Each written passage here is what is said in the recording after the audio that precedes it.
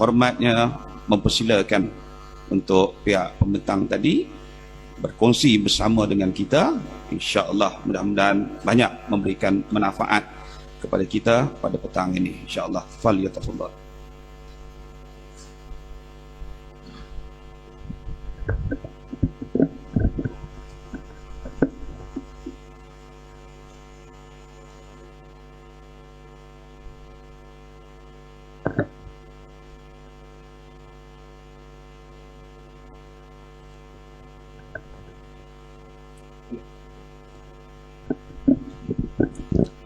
Assalamualaikum warahmatullahi wabarakatuh. Rabbi shrah li sadri wa yassir li amri wahlul 'uqdatam min lisani yafqahu qawli. Yang dimati Tuan Pengerusi Majlis, para asatizah, alim ulama, guru-guru, saudara-saudara dan rakan-rakan yang ada pada hari ini, terima kasih. Nama saya Muhammad Aswan Nizami alias. Masa ada sejam untuk saya kremkan apa benda yang ada dalam presentation hari ini, taklimat hari ini. Yang 3 jam biasanya, sejam setengah kita kremkan jadi 1 jam sebab ada banyak perkara, tapi masa tak cukup. Saya harap yang mana adik-adik yang di belakang tu kita boleh rapat ke depan sebab kita pakai slide presentation. Dia ada dalam TV tu nanti. Minta tolong technical punya ni tukar ke slide punya ni. Jadi ada banyak benda yang kita nak present ni. Dalam presentation ni, dia masalah dia tulisan dia kecil. Dengan TV mungkin tak nampak nanti. Kalau kita boleh rapat, kita boleh tengok apa keadaannya. Okey, sebelum tu, nama saya Nizam, asal daripada Pulau Pinang. Sebelum ni terlibat dalam gerakan NGO Islam. Dan 5 tahun kebelakangan ni, saya berkhidmat sebagai pengurus R&D di ISIM, termasuk jadi ketua pengarah kepada bahagian kajian strategik di ISIM, Institut Kajian Strategik Islam Malaysia, sebuah institut yang ditutup selepas kerajaan jatuh pada 2018. Ini merupakan satu-satunya agensi Islam daripada 13 agensi. Di pusat dia ada 13 agensi Islam. Agensi saya yang ke-13, IKSIM, ditutup lebih kurang, arahan penutupan dia datang seminggu selepas kerajaan jatuh. Tapi alhamdulillah kerajaan yang menjatuhkan tu sekarang ni jatuh kan. Cuma tak tahulah saya nak hidup balik ke tak hidup balik, tak tahu. Dan juga pada Ustaz Alauddin, sahabat saya di ISR, Ustaz Engku sama dengan saya, Ustaz Engku Ahmad Fadil, sama-sama dibuang kerja. Sebab buat kerja-kerja yang kita nak bentangkan ni lah, dibuang kerja. Jadi yang berdepan dengan ustaz-ustaz, para ulama depan saya ni seorang pengganggu lah. Pengganggu depan ni. Tapi saya sebenarnya bukannya layak duduk depan ni untuk bercakap pada tuan-tuan lah. Saya cuma nak kongsi pengalaman saja, kongsi apa yang berlaku. Sebab masa tak cukup, kita terus ke presentation ni. Nombor 1, pada ketika hari ini, bukan setakat hari ini, dah lama, dekat 50 tahun, 40 tahun, mengikut berita yang dimuatkan dalam sebuah portal internet semalam, mereka mengatakan bahawa British telah buat kerja lebih kurang 40 tahun untuk pastikan kuasa dia bersambung kat sini. Tahun 2018, minta tolong pakai slide je, tak payah ambil muka saya, tak apa kan? Pakai slide je, terus direct. Okey. Pada tahun 2018, Ketua Perisikan Israel, Danny Yatom, dia mengeluarkan satu kenyataan. Dia mengatakan bahawa Israel tidak boleh membuat kerja-kerja perisikan secara jelas dan aktif di negara Malaysia. Dia kata kerana apa? Kerana jauh daripada tempat dia, dan kalau dia masuk campur kat tempat ni, dia akan timbul macam-macam hal. Jadi Israel, dia minta supaya Amerika, kerajaan Amerika, pemerintah Amerika masuk ke Malaysia, buat kerja-kerja perisikan dengan laju, dengan tersusun, untuk pastikan agenda mereka mengawal Malaysia ni ikut kata dan kehendak mereka berjalan. Ini dalam berita tu, dimuatkan dalam Free Malaysia Today. Pada waktu tu juga, tahun 2018, pihak pemerintah Amerika melalui ejen perisikan dia, CIA, mengeluarkan satu iklan mencari ejen-ejen perisik berbahasa Melayu. yang bercakap bahasa Melayu, fasih bahasa Melayu. Seboleh-bolehnya ejen-ejen ni bergerak dalam gerakan Islam, bergerak dalam sekolah-sekolah pondok, bergerak dalam gerakan-gerakan NGO Islam. Supaya apa? Supaya setiap apa yang kita buat, kita rancang, kita susun, mereka tahu dan mereka boleh buat tindakan-tindakan menggagalkan perkara tersebut. Hari ini Alhamdulillah, saya tengok bila ada istimak pondok macam ni, sebenarnya ini antara perkara-perkara yang diorang sangat-sangat takut. Sebab kebangkitan Islam tidak pernah bangkit. Di Malaysia ni tak bangkit lama dah. Kebangkitan Islam kat Malaysia tak pernah bangkit sebenarnya. Selepas daripada merdeka tu, dia belajar ada, sekolah ada, kebangkitan tu tak ada. Kerana apa? Kerana ulama-ulama tak sertai kebangkitan tu lagi. Ini yang kita nak seru, ini yang kita nak ajak, ini yang kita nak bawa sekali supaya kita sama-sama dapat fikir. Generasi ulama yang baru lahir ni, generasi ulama yang ada pada ketika ni, kita nak bersama-sama, kita bergerak bersama-sama, membuat satu pemikiran yang sama secara strategik untuk atasi masalah-masalah ni. Ini pada 2018, mereka mencari ejen perisik bahasa Melayu. Daripada 2015 sampai 2020, Amerika dah belanja lebih 300 bilion ringgit, bilion dolar, 300 bilion dolar untuk buat kerja-kerja periksikan dekat satu dunia, terutama Malaysia. Kenapa dia target dekat sini? Kenapa dia sasarkan negara Malaysia ni? Kerana pada tahun 2004,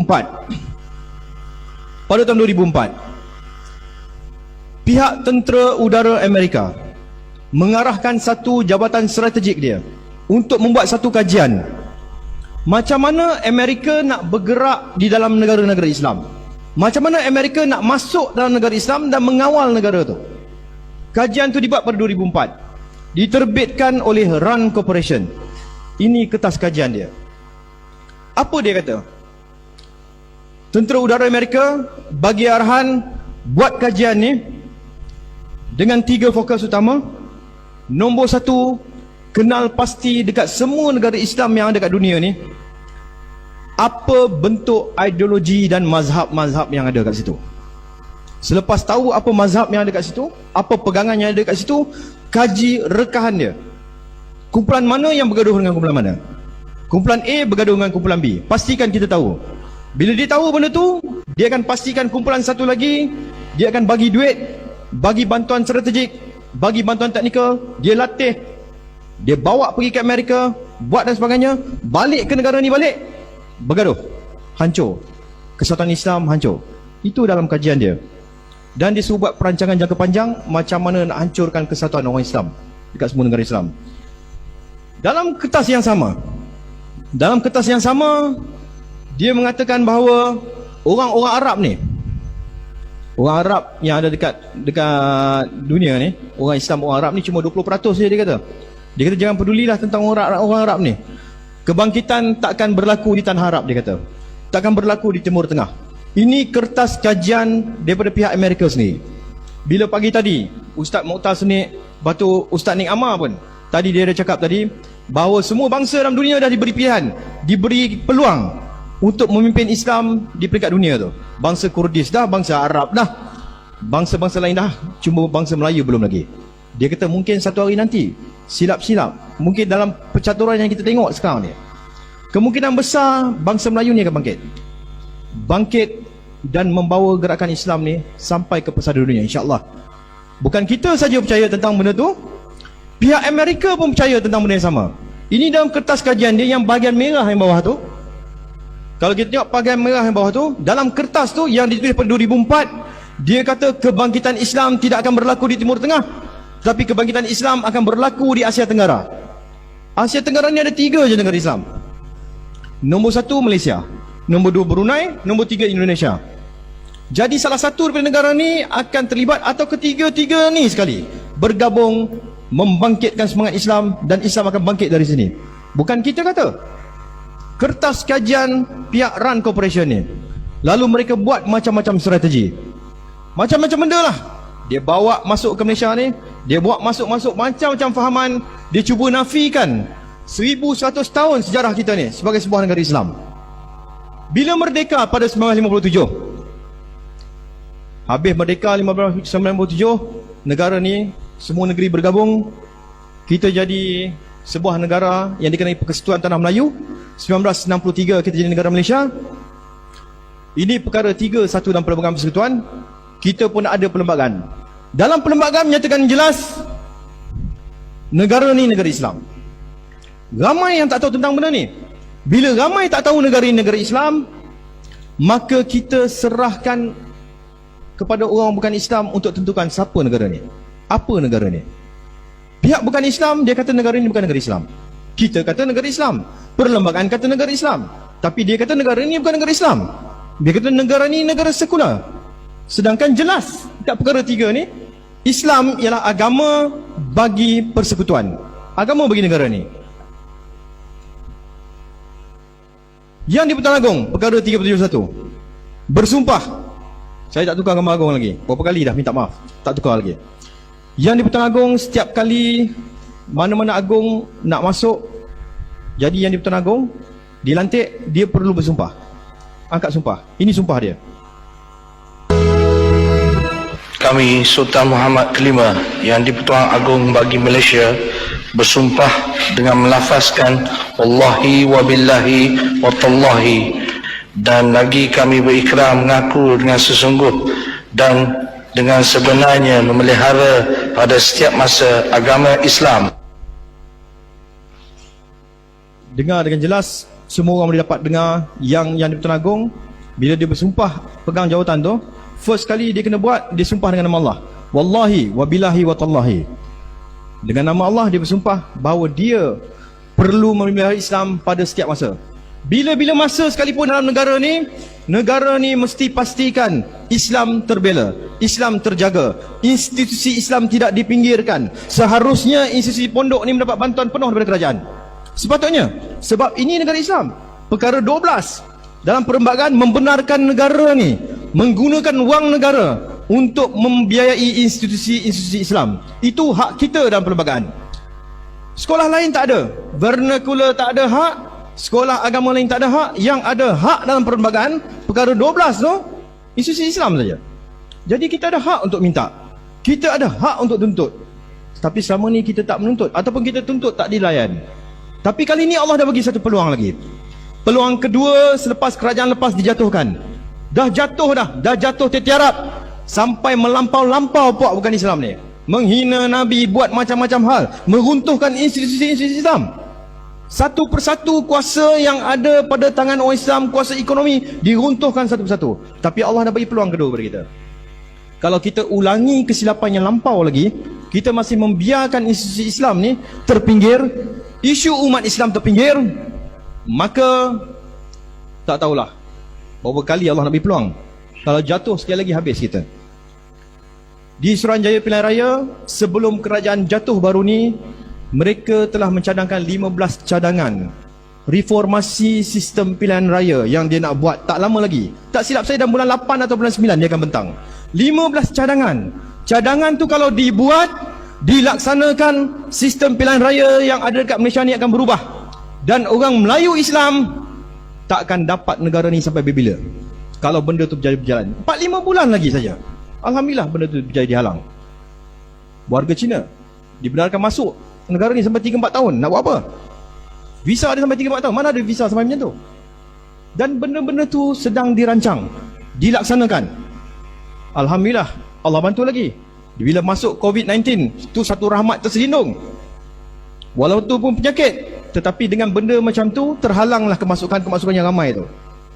Kita tak nampak kerja-kerja Allah ni. Allah bantu kita. Doa para ulama, kita tak tahu siapa punya doa makbul sampai terbalik kerajaan tu.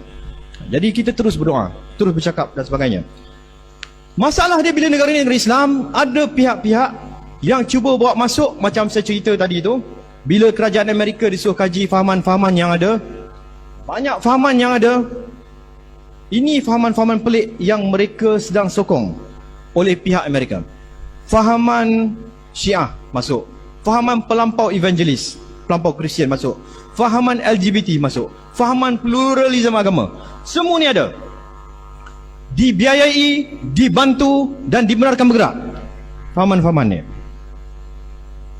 Ini jumlah kumpulan-kumpulan mereka yang ada dekat Malaysia ni. Lebih kurang 2,000 NGO. 1,000 kita sempat kaji. Semasa saya di IKSIM dulu, kita sempat kaji lebih kurang 1,000 NGO yang bergerak untuk melanggar kita sebagai umat Islam kat sini. 1,000 yang sempat dikaji. Ada lagi 1,000 tak sempat sebab kena pecat, kena buang kerja. Mereka bergerak dengan duit yang banyak, dengan kesatuan yang jelas, dengan susunan gerak kerja yang strategik, kerjasama dan sebagainya untuk melanggar kita. Ini jumlah dia. Warna-warna NGO tu melambangkan ideologi dia. Dan mereka juga bawa fahaman-fahaman menafikan negara-negara Islam. Katalah negara ni sekular, ini hakim Melayu Islam. Dia mengatakan negara ni bukan negara Islam, negara sekular, hakim Islam. Yang ni kita tahulah, dia memang dia kata sekular pun.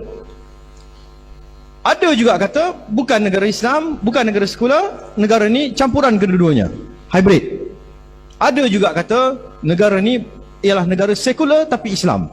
Macam orang ni, Lim Teck Gee ni. Ciri negara sekular Islam, tuan-tuan boleh tengok dalam ni lah. Kalau nak pergi baca dalam ni satu persatu panjang, balik rumah ada masa sempat baca. Antara ciri dia, negara ni dia iktiraf Islam, duduk negara ni, tapi Islam macam mana yang dia mau? Dia ada 4 ciri dalam ni. Salah satu ciri dia, Islam yang mesti menerima golongan LGBT tu, ya, orientasi seksual tu. Kalau kata dia nak jadi maknya, benarkan dia jadi maknya, itu negara Islam yang dia mau. Islam yang terbuka, Islam yang memberi ruang kebebasan kepada orang. Ciri-ciri ada 4 kat sini. Okey, bukan setakat dia biayai benda tu. Kumpulan-kumpulan Islam dalam negara ni seperti IRF ni, dia bawa masuk macam-macam fahaman sesat pula dalam Malaysia. Contoh dia yang ni, satu video ni saya nak tunjuk, yang kita pantau, yang dah kita cuba ambil tindakan pada 2017. Seorang tokoh daripada Indonesia bawa masuk ke Malaysia. Kita ada dengar sebelum ni yang kata fahaman Islam berpecah, ada yang bid'ah itulah bid'ah dan sebagainya. Sekarang ni dia bawa masuk satu fahaman daripada Indonesia masuk ke Malaysia, menafikan Quran yang ada pada hari ini ialah Quran yang sama dengan Quran yang ada pada Lauh Mahfuz tu. Boleh faham kan? Quran yang kita baca hari ini, selalunya orang petikai, kumpulan-kumpulan sesat ni kebanyakannya dia petikai tafsir dengan terjemahan Quran. Ini satu bentuk kesesatan baru pula dia bawa masuk, import ke Malaysia. Ni dekat Malaysia ni, bawa masuk tokoh ni, dia bukan pertikaikan terjemahan tu, dia bukan pertikaikan tafsir Quran tu, dia pertikaikan Quran tu sendiri. Dia kata macam mana kita nak tahu Quran yang ada pada tangan kita pada hari ini ialah sebuah Quran yang sama dengan Quran yang ada di Lauh Mahfuz. Tanya saya pun saya tak tahu nak cek kan. Kita percaya, kita yakin memang Al-Quran tak terjelas. Allah ada janji dalam Quran, takkan ada kebengkokan dalam Quran tu. Tapi dia tak percaya benda tu.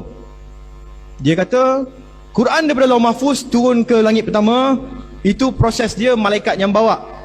Bila malaikat bawa, dia tak ada penyimpangan, dia tak ada kebengkokan, dia tak ada tokok tambah, sebab malaikat bawa.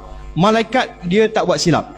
Tapi bila malaikat sampai kepada Rasulullah SAW, Quran tu dah masuk satu proses yang dinamakan proses manusia. Bila masuk kepada manusia, manusia ni pelupa, dia kata. Bukan setakat pelupa, nak turun ke bawah lagi sampai ke generasi kita ni, berapa ramai, berapa ribu pelupa dah ada dalam tu. Dia kata takkan Quran tu boleh maintain Quran yang sama macam mana Jibril bawa itu. Ini hujah dia. Ini pikiran gila. Kalau anda baca, assume that alif itu ditambah, anda baca la bukan sebagai negation, tapi dengan pendek, maka menjadi lamu taukid. Maka ayat ini bisa kita baca seperti begini: Qul ya ayyuhal kafirun la a'budu ma ta'bud. Jadi artinya, wahai orang-orang kafir, saya sebenarnya menyembah yang kamu sembah, dan kamu pun menyembah yang saya sembah, dan kemudian seterusnya. Kendati demikian, kendati kita menyembah Tuhan yang sama, silakan kamu mengimani agamamu dan saya mengimani agama saya. Dan bacaan seperti ini secara ide, ya, secara idea, secara konseptual, ini dikonfirmasi dengan ayat Al-Quran yang lain. Apa dia kata tu? Dia kata dalam surah Al-Kafirun, bacaan yang kita baca sekarang ni, Bismillahirrahmanirrahim. Qul ya ayyuhal kafirun la a'budu ma ta'budun. Dia kata la penafian tu, lam alif penafian tu sebenarnya tak ada, dia kata. Alif tu ditambah oleh manusia. Dia kata sepatutnya baca Qul ya ayyuhal kafirun la a'budu ma ta'budun. Daripada la a'budu ma ta'budun jadi la a'budu ma ta'budun. Daripada kami tidak menyembah apa yang kamu sembah, jadi kami sembah apa yang kamu sembah. Nah, ini fahaman yang dibawa masuk ke sini atas kerja-kerja yang kami buat ni, memantau gerakan-gerakan ni dan mengambil tindakan menghantar kepada pihak berkuasa untuk diambil tindakan ke atas orang-orang ni. Maka bila kerajaan jatuh pada 2018 hari itu, tempat saya yang buat kerja pemantauan ni ditutup sebab dia nak supaya benda ni terus tersebar, rosakkan pemikiran masyarakat. Budak-budak muda dalam negara ni ramai yang sesat ikut kumpulan-kumpulan ni. Lebih kurang 300 program dah diorang buat. 300 lebih program sejak 2012. Kita pantau setiap program ni sehinggalah kita dibuang kerja. Bukan satu, dia ada banyak bentuk kesesatan yang dibawa. Salah satu daripada ini yang terbaru 2019. Apabila pengasas dan pengarah urusan dia, pengurusi dia, orang Pulau Pinang macam saya juga, dalam satu pertemuan bersama sebuah NGO daripada Amerika. NGO tu datang ke Kuala Lumpur, bertanya tentang perancangan mereka untuk tahun-tahun seterusnya. Salah satu perancangan yang dibentang pada 2019 baru ni 5-6 bulan lepas, dia kata kita nak ubah satu perkataan dalam perlembagaan tu. Perkataan dalam jadual ke-9 senarai 2 tu. Dalam perlembagaan dia ada satu ayat di dalam perlembagaan tu memberi punca kuasa kepada kewujudan undang-undang syariah dalam Malaysia ni. Undang-undang nak wujud dalam Malaysia, dia mesti ada punca kuasa. Punca kuasa tu datang daripada perlembagaan. Punca kuasa kepada undang-undang syariah ada dalam senarai 2 jadual 9 tu. Di situ ada satu ayat. Dia nak ubah ayat tu. Kalau berjaya ubah ayat tu, ini semasa mereka pegang kerajaan. NGO ni memberi cadangan semasa mereka pegang kerajaan. Kalau ubah ayat tu dalam perlembagaan, secara automatik diluluskan dalam perlembagaan pada waktu tu, dalam parlimen waktu tu, parlimen lulus saja, maka dalam satu saat selepas parlimen luluskan perubahan perkataan tu, seluruh sistem syariah yang ada dalam Malaysia ni runtuh pada ketika itu juga. Jabatan Kehakiman Syariah runtuh, hakim-hakim syariah runtuh, sistem hukum syariah runtuh. Kita tak payah bercakap tentang undang-undang hudud, kita tak payah bercakap tentang undang-undang Islam, sebab semua tu dah tak ada dah, punca kuasa tu hilang dengan satu saat tu je. Dan ini perancangan yang dibentang. Mereka nak hapuskan terus undang-undang syariah daripada muka bumi ni, muka bumi Malaysia ni.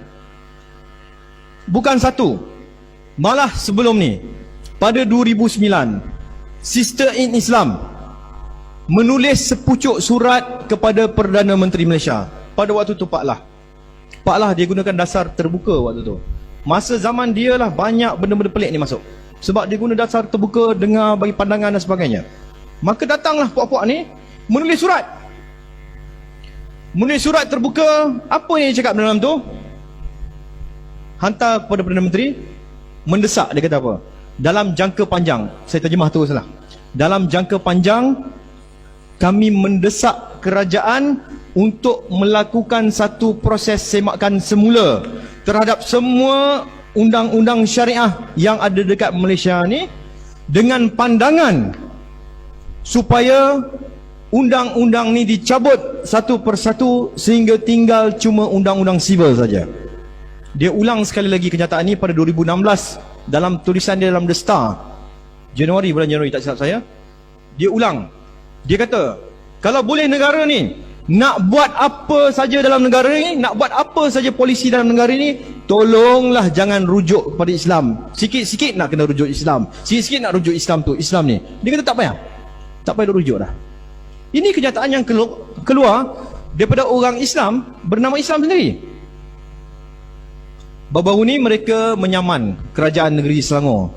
Menyaman, bukan kerajaan negeri Selangor, menyaman MAIS, Majlis Agama Islam Negeri Selangor, atas alasan dia nak saman pasal pentadbiran Islam Negeri Selangor tu, Mahkamah Persekutuan tu, untuk Seksyen 66 ni, ini pentadbiran Islam Selangor.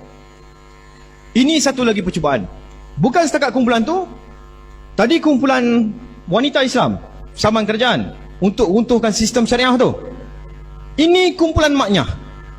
Maknyah ni kumpulan pondai lah sini. Sini sebut pondai lah. Kalau kampung saya Ponen, Penang, sebut pondai. Sini sebut pondai, tak silap saya. Maknyah kan. Okay. Maknyah ni kena tangkap di Negeri Sembilan. Kesalahan dia lelaki, pakai baju perempuan, pakai kebaya lah, pakai baju perempuan tu, pergi ke satu tempat dan mereka kena tangkap. Ikut Undang-Undang Syariah Negeri Sembilan, Seksyen 66 juga. Seksyen 66 Enakmen Jenayah Syariah Negeri Sembilan, siapa saja lelaki yang pakai macam perempuan, dia boleh kena tangkap dan dihukum. Maka maknyah tu kena tangkap. Tak sempat kita hukum dia dalam mahkamah, apa dia buat? Kita tangkap maknyah tu, kita nak pergi charge dia dalam mahkamah. Last kali yang pergi tangkap tu masuk mahkamah. Kita yang tangkap dia, kita kena charge dalam mahkamah. Dia saman kita. Ketua Pendakwa Syar'i Negeri Sembilan diheret masuk mahkamah. Pejabat Agama Negeri Sembilan diheret masuk mahkamah. Kerajaan Negeri Sembilan diheret masuk mahkamah. Kerana apa? Kumpulan maknyah ni saman mereka sebab menghalang mereka pakai baju perempuan tu. Dia kata undang-undang apa ni, dia kata ini undang-undang yang menindas hak asasi dia sebagai manusia untuk pakai pakaian wanita tu. Saman masuk mahkamah tinggi, kita menang. Tapi maknyah-maknyah ni tak puas hati. Dia kata apa? Itu ayat dia, saya baca sebab kecil sangat tu nak baca pun. Dia bantah keputusan hakim tu. Dia kata apa? Kami terkejut dengan keputusan hakim kerana beliau terlalu banyak merujuk teks-teks Islam dalam tu, dan mereka tak puas hati. Dia kata jangan rujuk teks Islam dalam tu, tak mau. Dia pergi merayu dekat mahkamah rayuan. Masa merayu kat mahkamah rayuan tu, mahkamah tinggi kita menang. Pergi mahkamah rayuan, dia menang. Hakim yang buat keputusan tu hakim Islam. Hakim nama tu Hishamuddin Yunus, Muhammad Hishamuddin Yunus yang awal tadi tu. Dia kata apa? Undang-undang Seksyen 66 Enakmen Jenayah Syariah Negeri Sembilan tu ialah sebuah seksyen undang-undang yang tak selari dengan perlembagaan, kerana ia melanggar hak asasi golongan macam ni untuk pakai sebagai wanita. Maka dia bagi kemenangan pada puak-puak tu. Masa dia orang menang tu, itu gambar dekat situ kalau kita tengok yang menjerit-jerit menang tu semua tu, itu semua maknyah tu, yang perempuan tu. Bukan lelaki tu, bukan perempuan betul, maknyah. Dia menang, dia terkejut. Dia menang, kita pun terkejut. Dua-dua terkejut. Dia terkejut, dia menang, kita terkejut, kita kata. Tapi merayu peringkat Mahkamah Persekutuan, alhamdulillah kita menang balik kes tu. Ini semasa mereka dekat Mahkamah Persekutuan. Kalau tengok dia orang,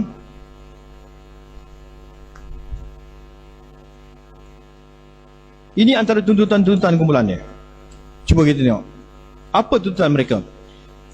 Ini jenis-jenis tuntutan yang mereka dah bawa sampai ke Geneva, ke PBB. Banyak benda. 2009, 2013, 2016, 2018 di bawah Komando. Ini kumpulan hak asasi wanita tuntut beberapa perkara, bawa sampai ke kerajaan kita dan pergi ke Geneva, PBB.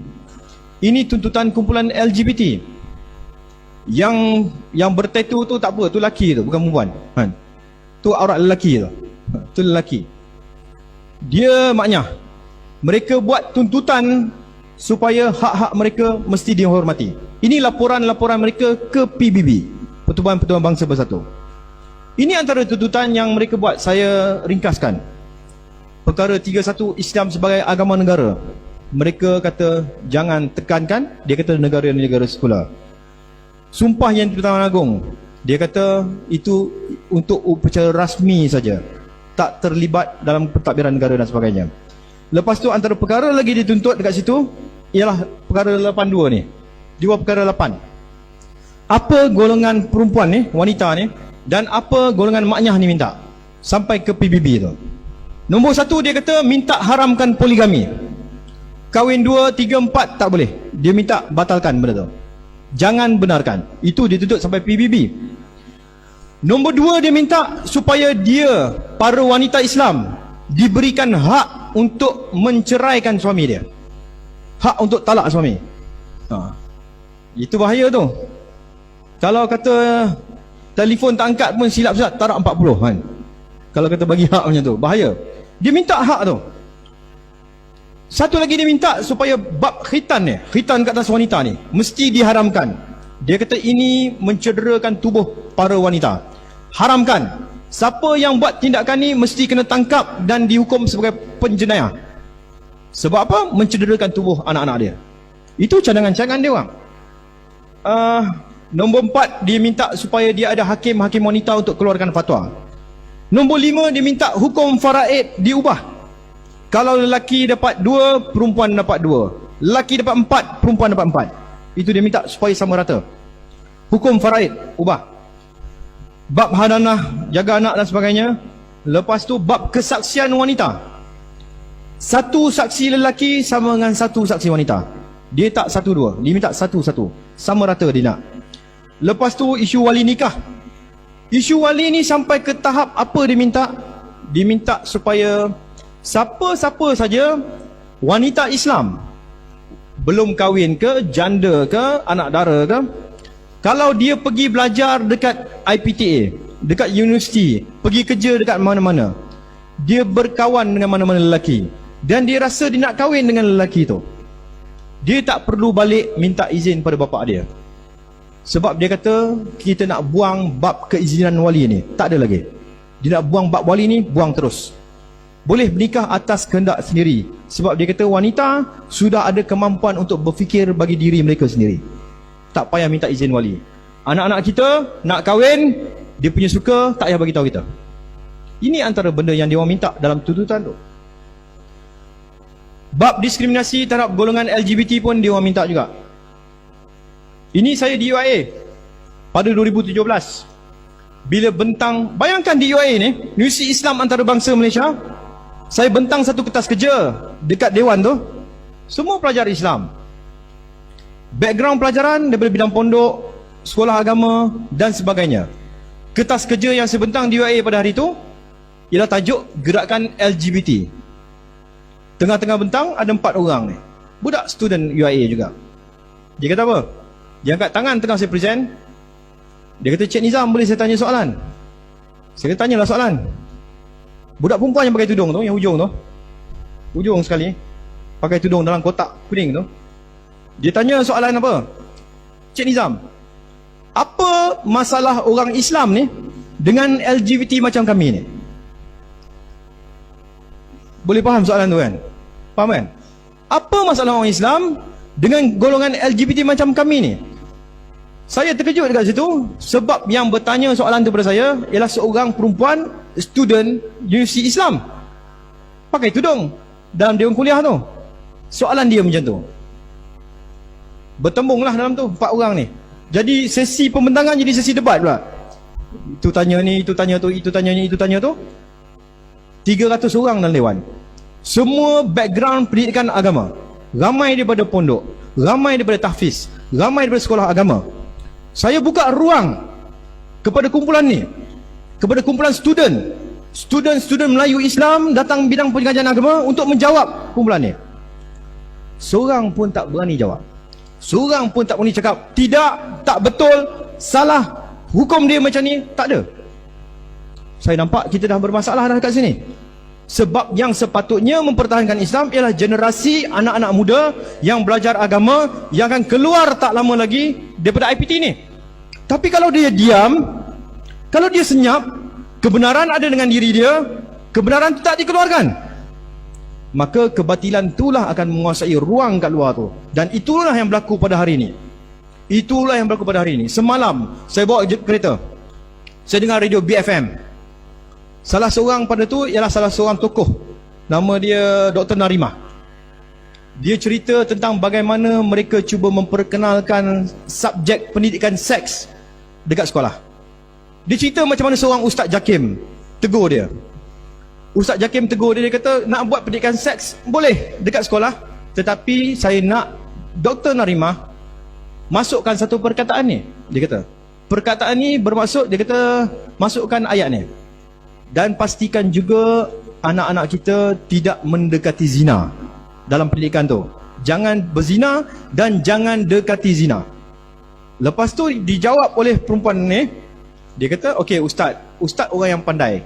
Ustaz nak kata benda ni, tolong ustaz senaraikan kepada saya satu persatu apa bentuk perbuatan mendekati zina atau apa dia. Saya nak ustaz senaraikan satu persatu kepada saya, baru saya nak masukkan. Apakah saya sekarang ni, dia cakap tu, ini dalam interview radio semalam. Dia kata, apakah saya yang tak pakai tudung ni pun mendekati zina juga?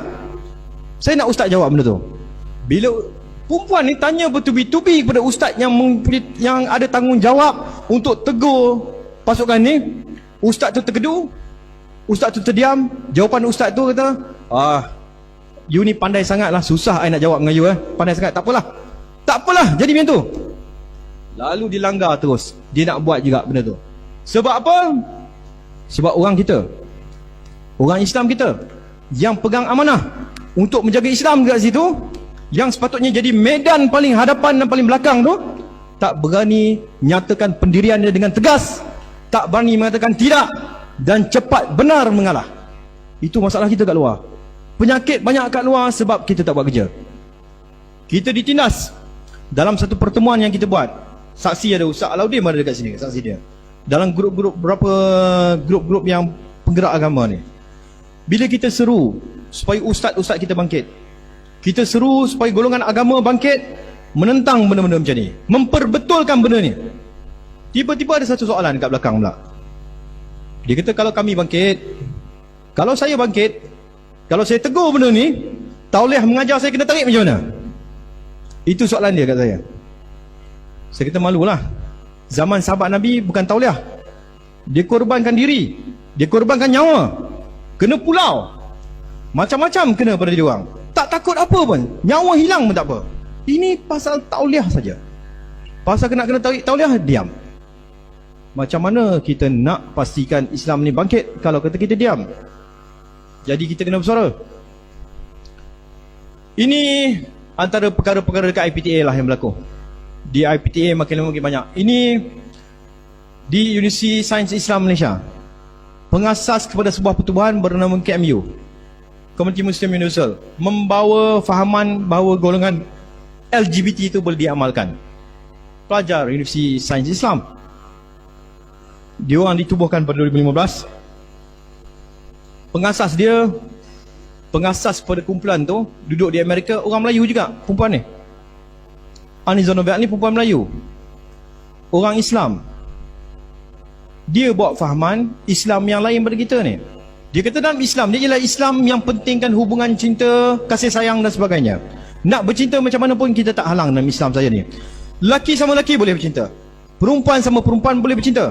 Kalau perempuan dengan perempuan nak bercinta dan nak kahwin tapi tak ada siapa nak kahwinkan dia, dia kata datang tempat dia.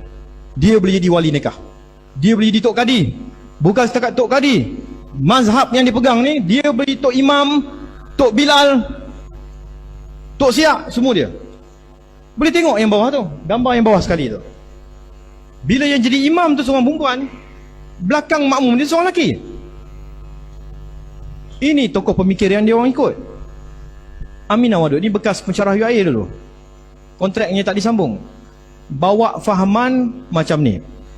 Dia boleh jadi imam, perempuan boleh jadi imam, lelaki boleh jadi imam, lelaki boleh jadi Bilal, perempuan boleh jadi Bilal. Sama rata. Fahaman-fahaman yang sedang dikembangkan. Ini kekuatan jaringan mereka.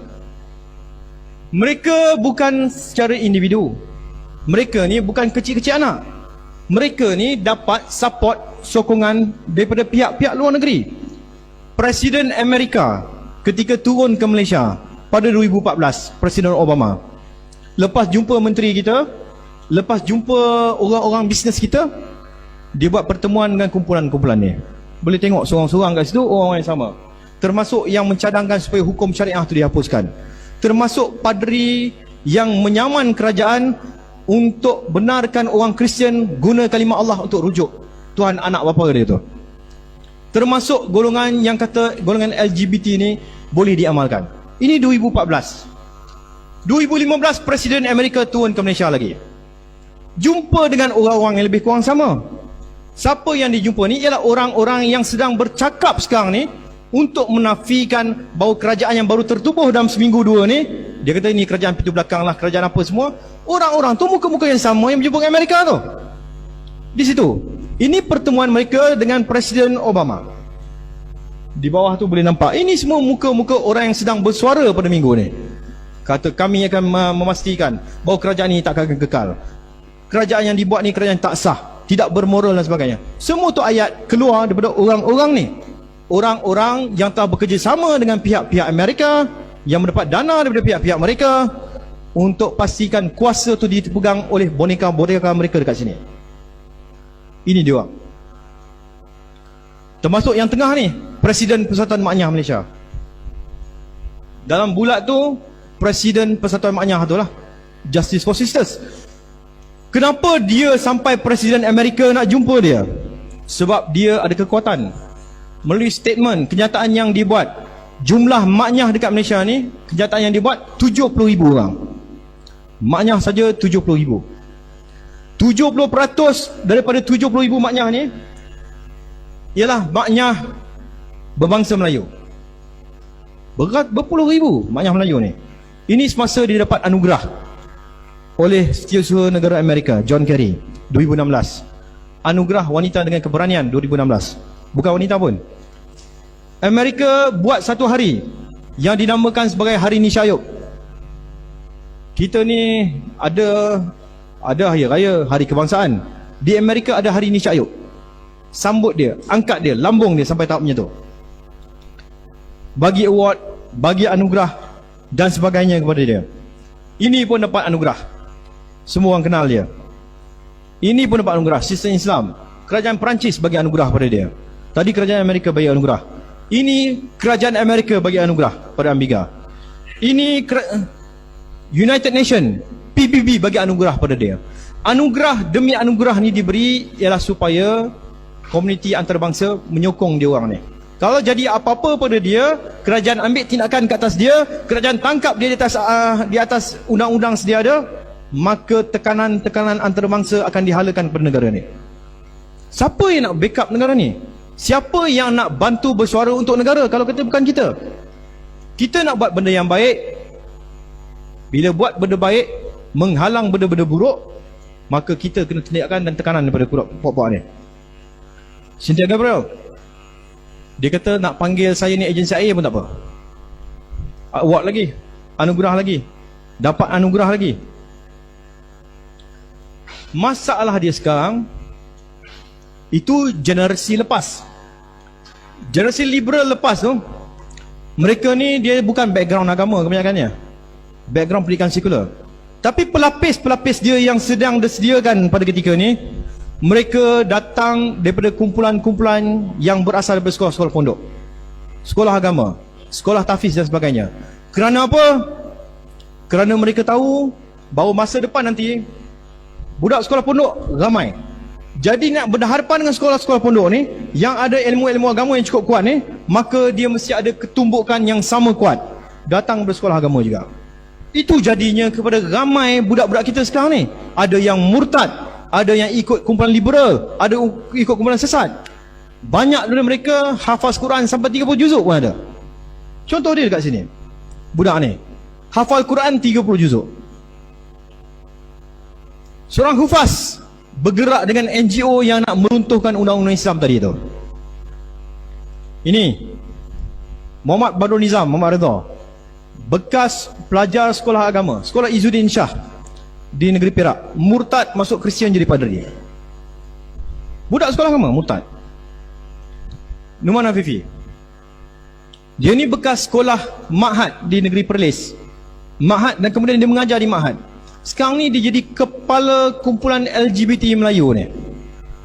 Pejuang LGBT sampai ke tahap bukan kecil-kecil punya pejuang ni, sampai ke PBB, Pertubuhan Bangsa-Bangsa Bersatu. Dia bentangkan kes, dia bentangkan rayuan kepada pihak berkuasa Bangsa-Bangsa Bersatu tu untuk beri tekanan kepada Malaysia ni sebab kita menghalang golongan LGBT. Dia bukan daripada golongan mak rempit ni. Dia bukan dari kalangan orang yang tak sekolah tu. Dia bukan dari kalangan budak-budak sekolah kebangsaan tu. Yang jadi kepala LGBT ni ialah bekas pelajar Ma'had yang kemudian mengajar di Ma'had. Apa jadi sekarang? Yang ni belajar di Universiti Islam, promote LGBT dengan kumpulan dia. Yang ni kawan saya sendiri, bekas sekolah menengah Kebangsaan agama Al-Masyur lelaki Pulau Pinang. Saya Al-Masyur, dia pun Al-Masyur, satu batch dengan saya. Umur 43 tahun sama dengan saya. Murtad masuk Kristian. Sekarang ni tengah jadi padri. Ini budak yang tadi tu. Ini budak yang nama Benjamin Stephen. Tengok apa dia cakap.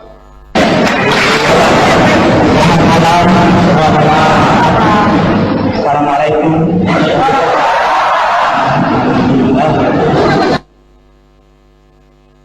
Malam hari ini dengarkan baik-baik mesej Tuhan. Saya membawa 3 mesej supaya kerajaan Tuhan dimuliakan, supaya nama Tuhan ditinggikan, dan supaya kerajaan setan iblis dikalahkan. Amin.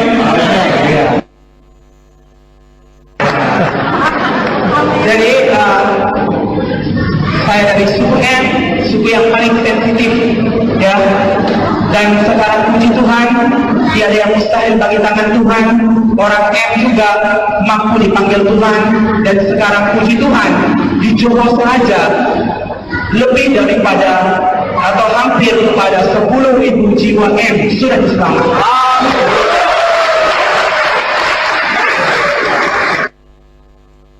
Itu dia. Dia mengatakan benda tu, dia bercakap di sebuah gereja di Sarawak.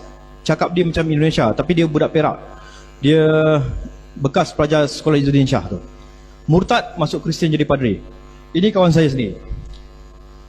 Murtad berkahwin dengan isteri dia murtad dulu. Kemudian isteri dia ajak dia murtad, dia tak mau murtad lagi. Bincang punya bincang, sebab isteri dia ugut, pisah. Berpisah. Kalau kata tak mau ikut dia, berpisah. Last kali dia ambil satu keputusan, dia dengan 5 orang anak dia murtadkan 5 anak dia. Dengan dia sekali murtad, dengan bini dia murtad, 7 orang serang dekat Australia. Murtad masuk Kristian. Tengah belajar nak balik ke sini jadi padri. Budak sekolah agama. Kawan saya sendiri. Bukan kawan-kawan ni, kawan sendiri. Ni, isteri dia kata, yang murtad ni bukan sikit, dia kata ramai sebenarnya. Yang murtad ni dah ramai. Cuma undang-undang tak benarkan kami murtad secara rasmi. Sebab tu dia buat banyak kes. Sebab tu Vatican menghantar kumpulan tentera rahsia dia. Vatican ada tentera rahsia. Dia ada panggil apa, Secret Order of Malta tu. Hantar dengan projek-projek rahsia dia masuk ke dalam Malaysia ni untuk runtuhkan sistem undang-undang yang ada dalam ni, supaya membenarkan orang Islam boleh berkahwin dengan orang bukan Islam tanpa perlu tukar agama. Dan nombor 2, dia minta supaya semua undang-undang syariah yang ada dalam Malaysia diruntuhkan satu-satu. Dia sedang buat dengan rancak. Cuma dokumen-dokumen tu tak boleh dikeluarkan je. Nanti tunggulah satu masa, mungkin kerajaan benarkan dokumen tu keluarlah. Kan? Benda-benda macam tu. Dan dia kata, ramai orang Melayu, orang Islam ni yang murtad, mereka pergi mengaji macam kita. Pergi semayang macam kita. Pergi solat macam kita. Pakai macam kita dan sebagainya. Ini contohnya. Dia telah menjadi pengikut Isa alaihissalam selama lebih dari setahun. Setelah keputusannya untuk mengikuti Isa al-Masih, keluarga dan teman-temannya memperhatikan bahwa Ahmad telah menjadi orang baik. Dia menjadi seseorang yang lebih mengasihi dan bertanggung jawab, dan lebih setia berdoa, dan menceritakan imannya dalam Al-Masih kepada istri bersama anaknya. Mereka berkumpul bersama sebagai keluarga untuk belajar kitab suci Injil dan berdoa.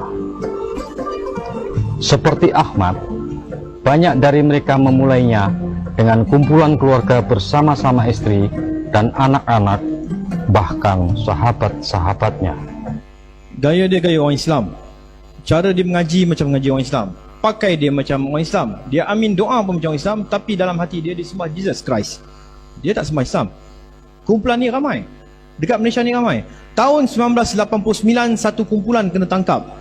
Kerajaan keluar kertas putih cerita tentang perjalanan kumpulan ni. Kertas putih tu tajuk dia saya tak ingat. Kertas tahun 1988 tu. Kerajaan keluarkan bentang nama dia, Joshua Jamaluddin. 2-3 orang. Mereka buat kerja-kerja mendakyah Kristian tu kat rumah. Pakai macam kita, macam ustaz, ajar macam ajar mengaji, buat usrah kat rumah, orang datang ajar Kristian, masuk Kristian ramai. Kena tangkap kumpulan tu. Dan kumpulan tu bukan sikit, ramai.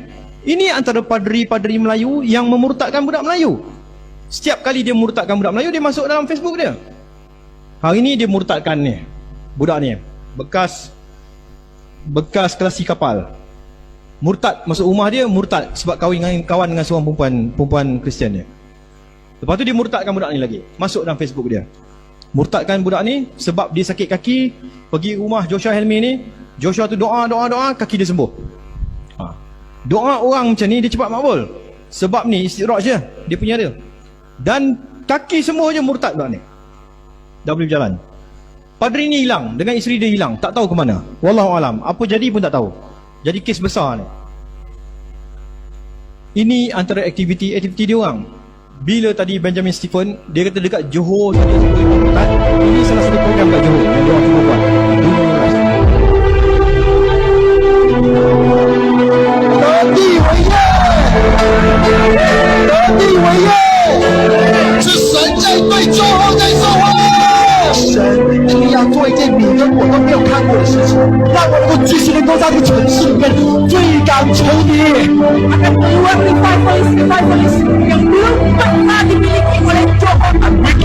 Giant of Asia, Malaysian Church.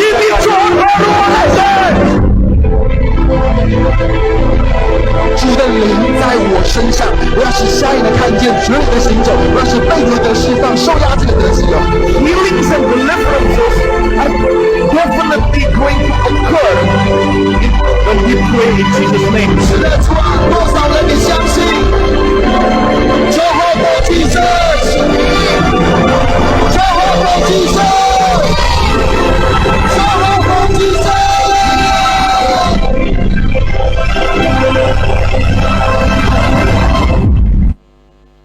Itu acara yang dia buat di Johor 2015. Tak berjaya buat sebab kita dapat tahu awal. Bayangkan acara tu, tajuk acara tu dia nak buat satu perhimpunan besar-besaran kumpulan Kristian di tengah-tengah Johor Bahru. Berpuluh ribu orang akan berkumpul. Tajuk himpunan saja pun dah menghasut. Tajuk himpunan dia apa? Take possession of the land. Rampas negeri tu. Tajuk dia rampas negeri tu. Allow me to chase away the enemy from the city, dia kata. Ucapan-ucapan dalam video tu. Izinkan aku untuk halau keluar semua musuh-musuh kita daripada pekan ni. Siapa yang dia nak keluar ni? Buatlah acara lain. Kenapa nak buat acara dengan sebut benda-benda macam ni? Kemudian yang kat hujung video tadi tu dia menjerit-jerit, Joe for Jesus, Joe for Jesus, Joe for Jesus. Kalau dia sebut Kelantan untuk Jesus, setuju ke? Tentu kita tak setuju. Dan itu yang dia orang buat. Dan kita berjaya halang. Masa tu saya punya tim nasib baik lah. Tim saya tak balik raya lagi time tu, ni bulan puasa. Kita duduk, saya tulis satu laporan, hantar ke Istana Johor petang tu juga. Alhamdulillah Istana Johor respon dengan cepat. Dalam tempoh 4 jam dah respon. Tengku Mahkota Johor, dia bagi amaran. Dia kata kepada kumpulan yang duduk daripada luar Johor ni, jangan buat kacau dalam negeri Johor. Alhamdulillah, kita ucap terima kasih lah kepada Istana Johor yang sangat cepat dan sangat pantas. Tapi kumpulan ni dia punya cerdik dia tak buat tempat terbuka, dia pergi buat tempat tertutup pula. Dan dia orang ni tak pernah berhenti, tak pernah stop sampai hari ni. Ini dia gunakan tekanan-tekanan antarabangsa. Dia bawa pergi ke peringkat antarabangsa, minta kumpulan-kumpulan Kristian dunia, banyak pertubuhan Kristian mendesak PBB tekan negara ni supaya beri hak untuk orang-orang Melayu yang masuk Kristian dapat murtad dan sebagainya. Ini mereka kat PBB. The Zohar statement is delivered on behalf of ADF International, the World Evangelical Alliance, and the Ethics and Religious Liberty Commission of the Southern Baptist Convention.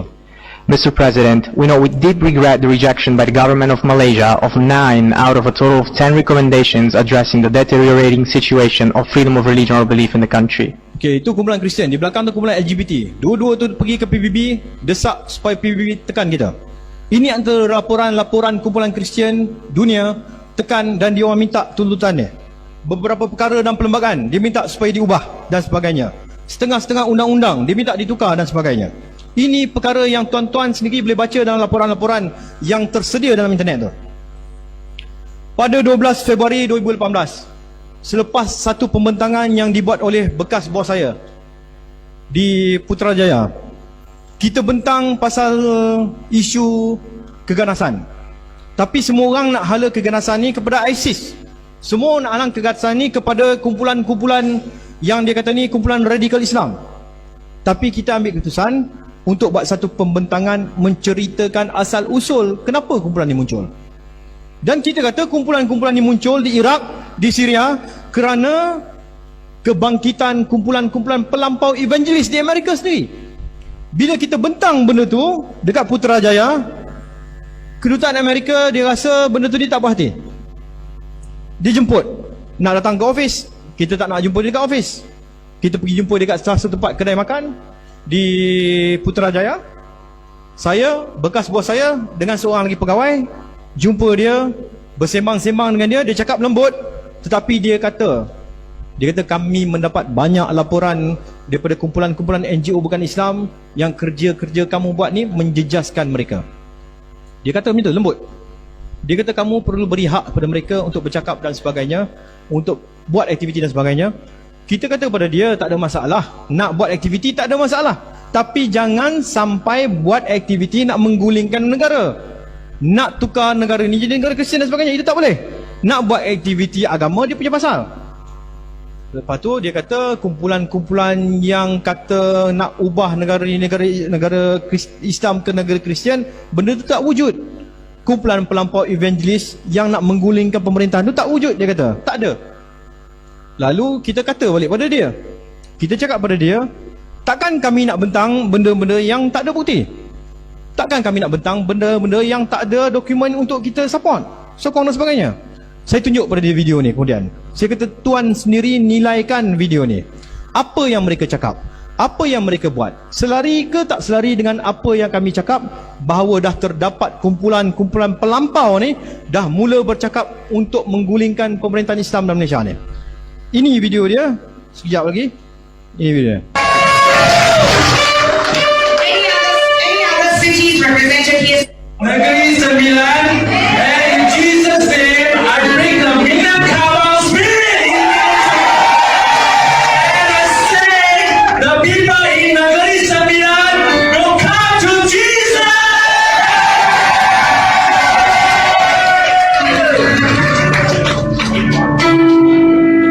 I need your hands. We raise our hands. Because when we raise a hand, we're going to win the war. The war has started. And now I represent Johor. Johor is joining the army of God. And Johor is going to rise up. And we're going to fight. And we're going to win. And Jesus is going to join. And Jesus is our King, our Lord. And we're going to fight until the end. Until Malaysia, we win. We win.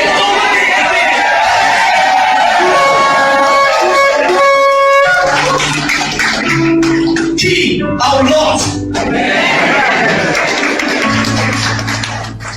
Lord, we thank you that your government has shifted into Putrajaya yesterday. We declare that Putrajaya belongs to Jesus. And Lord, the hosts of armies of angels have moved into Putrajaya.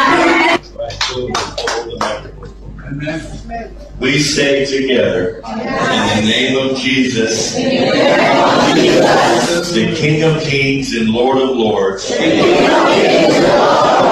the government of Malaysia shifts now!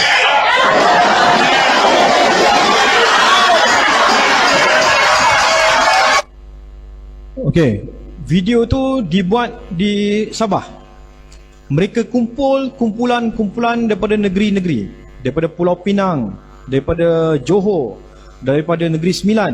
Kumpulan-kumpulan negeri ini berkumpul untuk buat satu upacara angkat sumpah, bai'ah dengan ketua dia. Ketua dia siapa? Yang ni. Yang datang untuk berbai'ah dengan siapa? Penasihat agama kepada Presiden Trump. Turun Malaysia pergi Sabah, buat upacara bai'ah. Bai'ah untuk apa? Untuk pastikan setiap satu negeri ini meruntuhkan pemerintahan Islam dalam negeri masing-masing. Runtuh ganti dengan Jesus. Runtuh ganti dengan Jesus sampai ke tahap macam mana? Sampai ke tahap Malaysia itu sendiri akan berubah menjadi sebuah negeri Kristian. Kita tunjuk kepada dia. Kita tunjuk kepada pegawai kedutaan Amerika tu. Kita tanya kepada dia, okey, tengok video ni, apa you kata sekarang? Kalau you nak kata benda ni mengamalkan agama dengan aman damai, itu tidak. Ini tahap nak meruntuhkan negara. Ini melanggar undang-undang yang ada. Ini melanggar batasan-batasan dan perlembagaan persekutuan tu. Tak boleh. Dia diam, dia gelak. Dia gelak, dia kata, saya minta maaf, benda-benda ni saya tak tahu. Saya kata, takkan you tak tahu kan? You Amerika, you CIA, you mesti tahu ini penasihat agama Presiden Trump. Penasihat agama Presiden Amerika datang menghasut dalam negara kita ni. Menghasut untuk menggulingkan pemerintahan Islam dalam negara ni. Takkan you tak tahu? Jadi bila kami cakap benda tu, benda ni sangat-sangat bahaya. Ini satu. Ini kumpulan pelampau evangelis. Ada banyak kumpulan lagi yang tengah bergerak. Sasaran dia tahun 2030 Malaysia ni akan menjadi sebuah republik sekular tak lama lagi. Kita dah buat macam-macam benda. Kita dah pergi jumpa polis. Kita dah bentang kepada pasukan perisikan tentera. Kita dah bentang kepada MEIO, Perisikan Malaysia tu. Kita dah bentang kepada menteri. Kita dah bentang kepada menteri kabinet. Kita dah bentang kepada agensi-agensi strategik. Laporan-laporan polis kita dah buat semuanya. Tetapi pada waktu tu, dalam kerajaan lepas yang jatuh sebelum ni, tindakan tak diambil. Kerana apa? Alasan yang selalu diberikan kepada kita pada waktu tu ialah sabar sekejap, tunggu sekejap, pilihan raya dah dekat, tak boleh nak buat benda ni, nanti orang Kristian marah, nanti puak-puak liberal ni marah, orang tak mau undi kita dan sebagainya. Jatuh negara. Ni Allah dah bagi peluang kedua. Allah dah bagi peluang kedua, takkan kita nak buat silap yang sama lagi. Jadi kita kena susun betul-betul. Tapi masalahnya pula dengan golongan-golongan politik ni ialah mereka ni bergerak di atas undi. Mereka ni bergerak di atas suara rakyat yang ramai. Kalau tak ada suara yang bersuara tentang benda-benda macam ni, maka dia tak nak bergerak. Kerana itulah kita nak supaya semua orang kita bercakap tentang benda ni. Minta bagi desakan. Kalau kata semua orang Islam, 16 juta orang Islam dalam negara ni, kata 3 juta orang saja bersuara, pasti dia akan ambil tindakan. Sebab politik ni dia bergerak atas nombor. Lagi ramai, lagi dia takut untuk bertindak. Jadi kita kena bersuara, kita kena bercakap, kita kena berusaha, kita kena susun strategi dan sebagainya.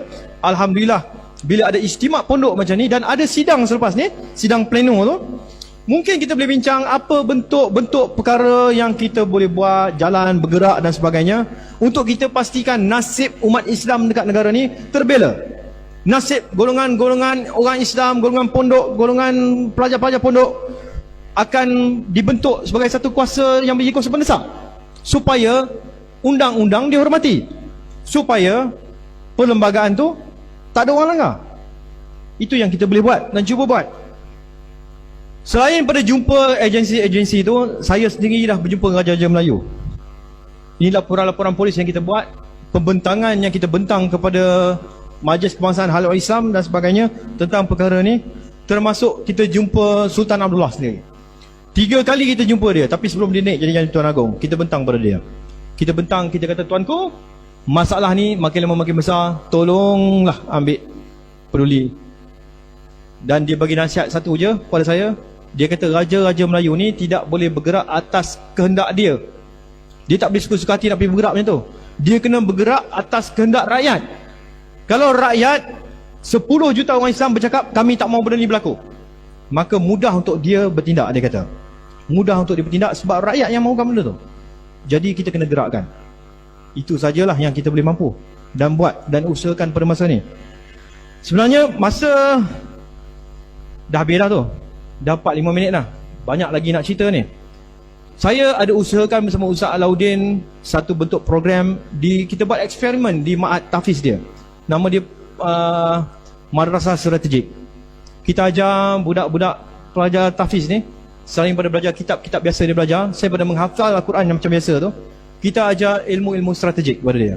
Macam mana nak berdepan dengan bulan-bulan dia, macam mana bila dia keluar nanti, macam mana dia akan boleh bertindak sebagai seorang lelaki, seorang hafiz, seorang ulama yang terkehadapan. Pergi mana pun, dia duduk di mana pun, bila dia duduk kat taman tu, maksiat taman tu hilang. Dia mesti bertindak. Dia mesti berani bercakap. Dia mesti berani menjalankan amar ma'ruf nahi mungkar. Dia mesti tak takut, taulah dia kena tarik. Itu benda yang kita cuba terapkan dan ajar sekarang ni dan buat. Tapi tak sempat nak bentang program ni. Mungkin dalam sidang pleno tu nanti insya-Allah kita sempat bentang. Saya minta ampun dan minta maaf kalau ada terkasar bahasa dan sebagainya, kalau ada tersilap kata dan sebagainya. Terima kasih kepada tuan-tuan, kepada ustaz-ustaz dan sebagainya. Semua yang ada di sini saya nak serah pada ni.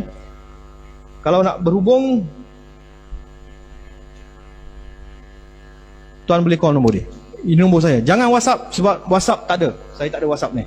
telefonnya, ataupun boleh pakai nombor Ustaz Lauddin. Nak WhatsApp Ustaz Lauddin. Boleh ambil nombor ni lah, insyaAllah. Terima kasih. Assalamualaikum warahmatullahi wabarakatuh. Assalamualaikum.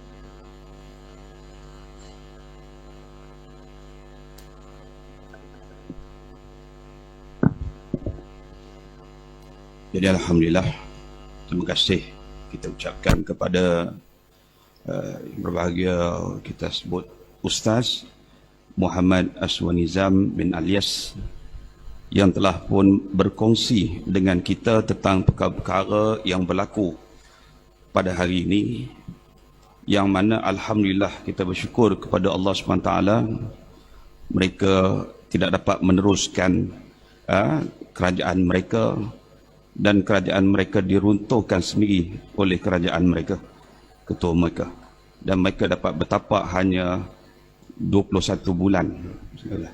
Jadi jangan kita menganggap perkara ini satu perkara yang remeh bagi kita, kerana serangan-serangan ini dilakukan begitu tersusun.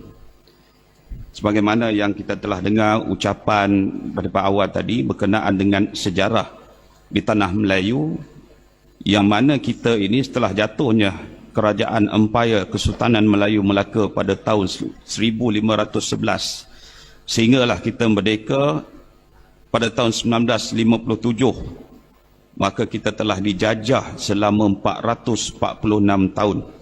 Ya, 446 tahun kita pernah dijajah oleh Portugis, pernah dijajah oleh Belanda, lebih kurang Portugis dan Belanda 130 tahun. Kita pernah dijajah oleh kerajaan British, dan kita pernah dijajah oleh kerajaan Siam selama 88 tahun, dan kita pernah dijajah oleh kerajaan Jepun selama 3 tahun, dan kita juga pernah dijajah selama 14 hari oleh Parti Komunis Melaya, sehinggalah kita merdeka pada tahun 1957. Dan kita melihatlah perkembangan-perkembangan itu berlaku, dan alhamdulillah kita bersyukur kepada Allah SWT. Dan arti kata pada hari ini, dulu kita sebagai pembangkang, tetapi pada hari ini kita sebahagian daripada kerajaan. Maka bagaimanakah kita nak menggunakan apa yang disebutkan sebagai kuasa politik untuk kita memelihara Islam ini, agar Islam ini didaulatkan sebagaimana yang dikehendaki oleh Allah Subhanahu wa taala. Dan terima kasih waktu yang diberikan kepada ustaz kita tadi. Saya beri dalam 1 jam, dan beliau minta tadi lebih kurang 1 jam setengah sebenarnya, untuk banyak lagi maklumat-maklumat yang beliau nak kongsikan kepada kita. Dan insya-Allah kita sebagai pelajar-pelajar agama ini, kita kena ingat Allah SWT sebut bahawa walan tarda ankal yahud walan nasara hatta tattabi'a millatahum. Sesungguhnya orang Yahudi ini mereka tidak akan redha sama sekali dengan kita sebagai umat Islam ini, dan banyak strategi yang mereka lakukan dari segi ketenteraan, dan juga dari segi bukan ketenteraan yang sempat saya catatkan di sini. Ancaman-ancaman ini termasuklah ancaman ideologi, ancaman politik, sosial budaya, ancaman dalam bidang teknologi, informasi, dan juga keselamatan umum. Jadi insya-Allah mudah-mudahan perkara ini kita ambil serius sebagai seorang pelajar. Kita usaha untuk kita bersama-sama, di samping kita mempelajari kitab tadi sebagaimana disebut, kita juga perlu didedahkan kepada sains politik ataupun siasah syara'iyah, dan juga bagaimana strategi-strategi tadi yang dilakukan oleh musuh supaya kita dapat pelihara diri kita sebagaimana yang dikatakan oleh Allah SWT, ku anfusakum wa ahlikum nara. Jadi insya-Allah terima kasih sekali lagi bagi pihak majlis pengajaran istimewa Pondok Malaysia ini, kerana kita dapat berkongsi bersama dengan pengarah strategik, iaitulah Al-Ihsan Research Center, dan beliau banyak pengalaman-pengalaman secara amali tadi berdepan dengan golongan-golongan yang telah pun didedahkan tadi kepada kita. Jadi insya-Allah selepas daripada tamatnya pembentangan ini, kita akan ada lagi satu sesi, ya, iaitulah di antara sesi pleno yang akan diadakan saya rasa selepas solat asar. Nantilah tengok jawatan kuasa Rusia nanti akan maklumkan. Jadi sekadar itu kita ucapkan ribuan terima kasih sekali lagi. Mudah-mudahan maklumat yang sebegini dapat kita terima lagi daripada masa ke semasa sebagai garis panduan kepada kita bahawa kita jangan ingat iblis itu duduk diam, tetapi iblis itu juga dia bekerja 24 jam untuk menyelewengkan kita daripada mentaati Allah Subhanahu wa taala. Jadi sekarang itu saya bagi pihak pengurusi majlis pembentangan kertas kerja yang kedua ini memohon kemaafan sekiranya ada kekurangan, dan saya pun tengok skrin tadi pun tak lalu halus. Ada saya dah ingat skrin besar tu. Jadi senang. Jadi halus tu ke belakang tak berapa nampak. Jadi insya-Allah lah kita ni. Sekarang itu aku qauli hadza wa astaghfirullahal azim li wa lakum. Assalamualaikum warahmatullahi wabarakatuh.